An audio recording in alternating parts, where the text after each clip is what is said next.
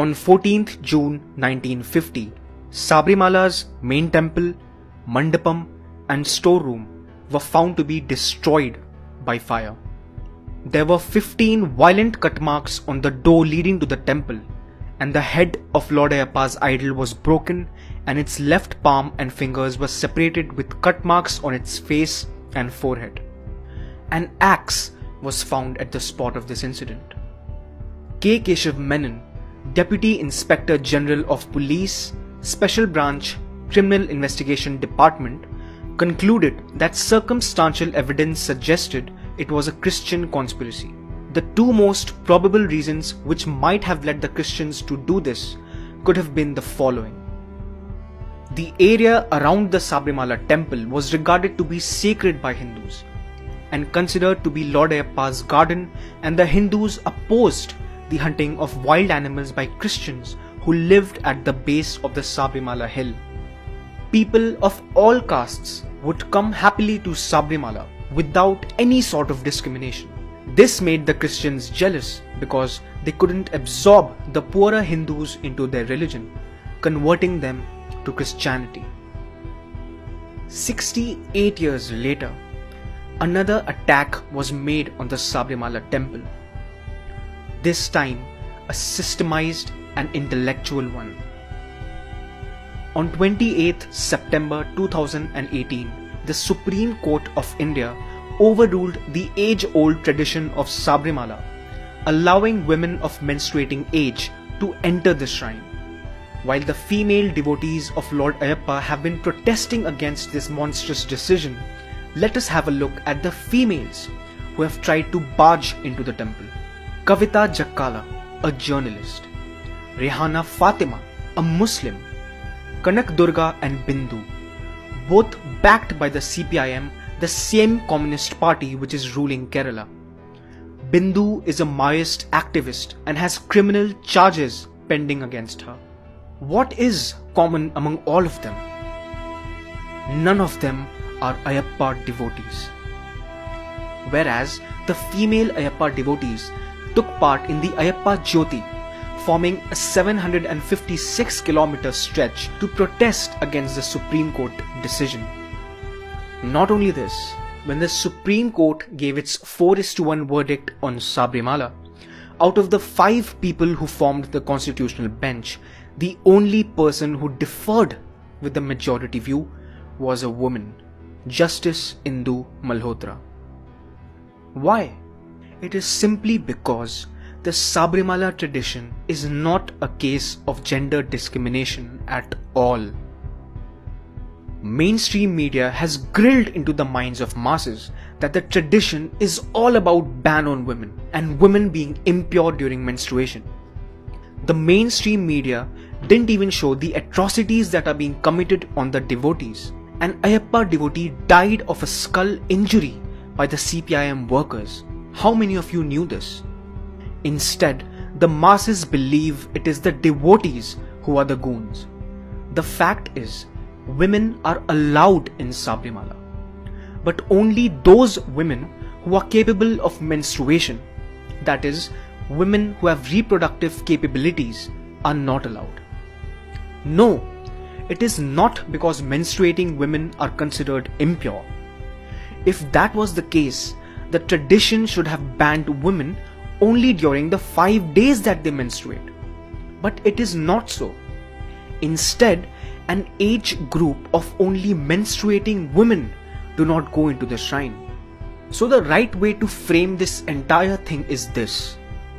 Since centuries, the female devotees of Lord Ayyappa, who happen to have reproductive capabilities, choose to stay away from the deity at Sabarimala unless they reach menopause or haven't reached puberty. But this thing has been entirely twisted, and every damn layman keeps repeating menstruating women are banned in Sabarimala. There are 140 temples of Lord Ayyappa in Kerala alone.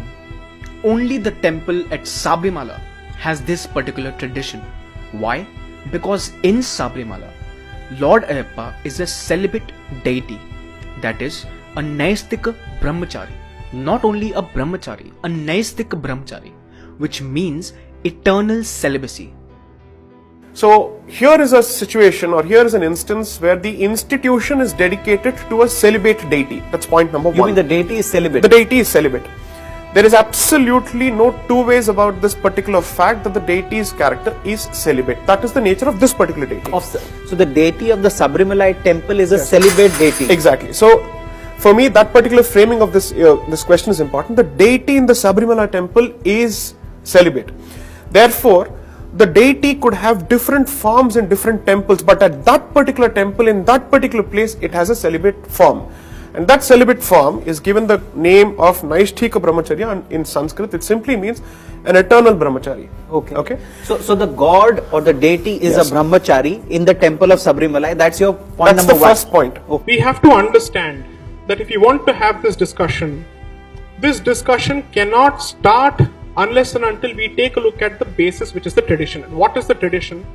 Every temple has a tradition with respect to the mythology it subscribes to, the history that it subscribes to, from where the tradition flows. In this case, the deity of Sabarimala, Lord Ayyappa, has taken upon himself, at least that is the belief, the vow of Naistika Brahmacharya, which means eternal Brahmacharya. Naistika Brahmacharya is equally a tradition which is observed by a lot of sadhus who are not meant to come in touch with women at all, and this is not based on misogyny. There could be reciprocal rules with respect to women and their contact with men. It's not something that is entirely directed at women based on discrimination. This is the worst possible myth that somehow these people, the spin masters, have managed to put it out in public domain. The rules of that school of thought require that you do not come in contact with women who still have reproductive capabilities. Now they've twisted this entire argument, and since we are all adults here, I'll have to make this point. We've twisted this entire argument to say this is based on your hatred of or your stigma associated with menstruation. The argument has gone to that level. There are temples in this country which worship the physical process of menstruation. The Kamakhya temple. Who doesn't know this? Therefore, using one particular instance, and that too with truncated knowledge of the history of the particular temple, to bandy the entire institution and use it as the launch port for banding the entire community, I think needs to stop. This is the factual answer. I have not brought in emotion here. A boys only school. Is it discrimination against women? A women's only college. Is it discrimination against men? A women's specific movie show. Is it discrimination against men? The traditional ladies' Sangeet in a Hindu wedding. Is it discrimination against men? Recently, a Japan's men-only island got a UNESCO World Heritage tag. Is that discrimination against women? Similarly, the exclusion of women in Sabarimala is not discrimination. It is just an innocent tradition. Tell one truth that please tell one truth that you can. See, all I'm begging is, I'm coming here from 10 years of age. Ayyappa is like I live for him. Don't destroy this, please. I'm begging you. All the ladies who want to come. Nobody is stopping. Come after 50. There's nothing wrong. See, you are fighting for 5 people. There are 10 crore people like me living for Ayyappa, and you people are spoiling that. See, Pinarayi and Vijayan saying it's a High Court order, Supreme Court order. Mullai Periyar, did he do that? He didn't uphold the Mullai Periyar thing for these people. But he is doing, for his own people, he is doing this harm. He has gone now to Middle East to beg money. We all will give 100 rupees per head. End of this season, Kerala would have had 10,000 crores for this flood relief. Can't you politicians see that? We are simple devotees. We are begging you, don't play with us, don't mess with this life. You have lots of other places to go play. Please don't do it here. Nobody is against women. Women are equal to us. This Irumudi is filled by my daughter, my wife, my mother. Everybody poured oil and send me.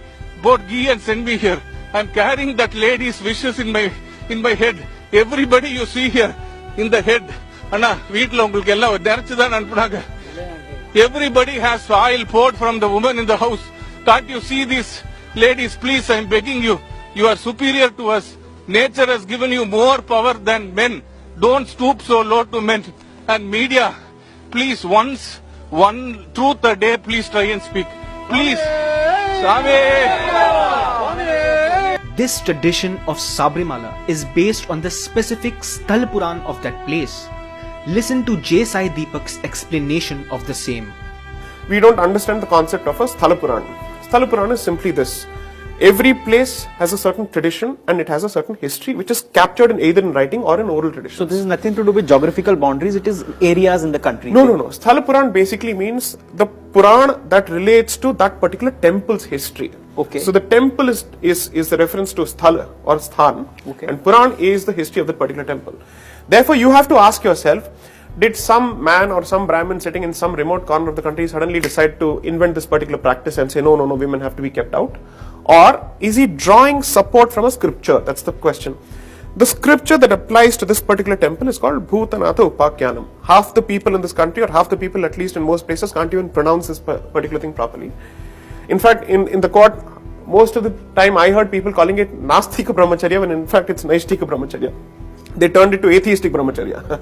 So that was the level of understanding and knowledge as far as this case is concerned. So the text is called Bhutanatha Upakyanam, which basically spells out the history of this particular temple, the origins of this particular temple, and the origins of the deity itself. Okay. So there is a discussion between a Devi who, according to the belief, continues to wait for Sabarimala Ayyappa to marry her. Okay. And he said, I am an eternal brahmachari, so I cannot marry you. Yes. And the day even one single new devotee, or rather the year in which one single new devotee fails to come to my temple, that will be the year that you marry me. Okay. Okay. So the tradition is that she is waiting for that particular year to happen. Yes. Okay. Now there's a decent chance that most people with their liberal, secular, modern values may say, no, this is just superstition. But who is to decide what is superstition and what is religion? Okay, that is for people who put faith in that particular system to decide. You okay? mean all the people who have faith in the Sabarimala temple who... Exactly. Unless and until you have faith in that particular tradition, you can sit in your armchair and you can continue to poo-poo that particular tradition, but you have no skin in that particular game, you do not have a dog in that particular race. So as far as I am concerned, your opinion is just an opinion, it may not even be an informed opinion. In order for you to gain access to a particular institution or a particular club, so to speak, whatever you call it, you need to put faith in that you need to go by the rules of that particular game. So is the case with Sabarimala as well. I gave this example even in my written submissions, which is, let's say there is a Ganesh temple in Delhi, there is one in Sarojini Nagar, and there is a Hanuman temple in CP. Somebody says, I have rights under Article 25(1) to worship this particular deity at a public place of worship in a manner I deem fit, in a manner I choose fit, and therefore, मैं भोग में अभी chicken चढ़ाऊंगा. In Delhi. In Delhi, he says this. Okay. Now here's the important aspect. Individual rights are with respect to your right to practice your faith. Yes. But when you enter a certain place which is public in nature, and where we treat a temple as the abode of the deity, therefore the rules of the deity kick in. His house, his rules, her house, her rules. So we are going to the deity's house. Exactly. So which is why we cited a certain Latin principle, which is Domatmya Prachapmya, which means if it's my house, then my rules will apply. So as far as we are concerned, temple according to us is the abode of a living deity, as a consequence of which the rules of that particular place will be informed by the deity's wish, and there can be no two ways about this. Why are the communists and the Abrahamic religions so damn adamant on destroying the tradition of Sabarimala? Simple. Sabarimala pilgrimage is the largest annual pilgrimage in the world, with about 17 million people visiting the shrine every year. Obviously, if the modern day Asurs attack this and win over this, it is a huge blow to us Hindus, and our backbone is broken. This is how civilizations are defeated. Today it is Sabarimala, tomorrow it will be something else. And this attack is not something new. This has been happening since 1,000 years. This is precisely how we Hindus have been limited to just the landmass that we are on currently. Yes, Hindus are in danger, and if we do not wake up now, we let them destroy us all. It is interesting that Lord Ayyappa is considered to be a symbol of unification of the Shaivites and the Vaishnavites. This time, Lord Ayyappa is uniting the Hindus of the south and the north to fight against the atrocities that are being committed against us. Wake up now or see our culture being vanished right in front of our eyes. Please share this video with as many people as possible to open their minds about the issue surrounding the Sabarimala temple. Not only online, make sure you explain the issue to at least 5 people around you. Thanks a lot for watching the video and subscribe to FMF for more such content ahead.